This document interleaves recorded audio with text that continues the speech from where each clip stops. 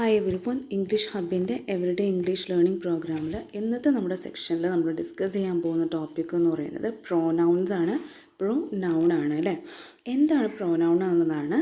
A pronoun is A word which we use instead of A noun. ഒരു നൗണിന് പകരം നമ്മൾ ഉപയോഗിക്കുന്ന ഒരു വേർഡിനെയാണ് നമ്മൾ എന്തെന്ന് വിളിക്കുന്നത്, പ്രോനൗൺ എന്ന് വിളിക്കുന്നത്.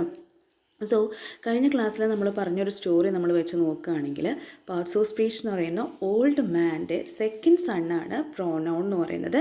ഇദ്ദേഹത്തിൻ്റെ ഏറ്റവും വലിയൊരു ക്വാളിറ്റി എന്താണെന്ന് വെച്ച് കഴിഞ്ഞാൽ he has to do all the works of his elder brother a noun in his absence. നൗണിൻ്റെ ആബ്സെൻസിൽ നൗൺ ചെയ്യേണ്ട എല്ലാ വർക്ക്സുകളും ചെയ്യുന്ന ഒരു എന്താ പറയുക, ഒരു പകരക്കാരനാണ്. നൗണിൻ്റെ ഒരു പകരക്കാരൻ എന്ന് വേണമെങ്കിൽ നമുക്ക് ആരെ വിളിക്കാം, പ്രോനൗണിനെ നമുക്ക് വിളിക്കാം.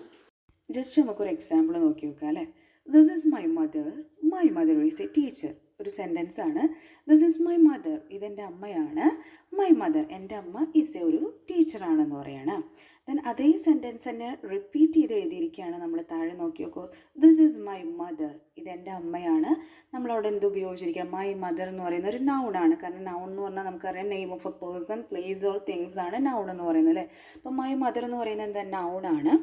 She is A teacher. ഇവിടെ നമ്മൾ my mother is A teacher എന്ന് പറയുന്നതിന് പകരമായിട്ട് അല്ലെങ്കിൽ ഇൻസ്റ്റഡ് ആയിട്ട് നമ്മൾ പറയുകയാണ് എന്താണ്, ഷീ ഈസ് എ ടീച്ചർ.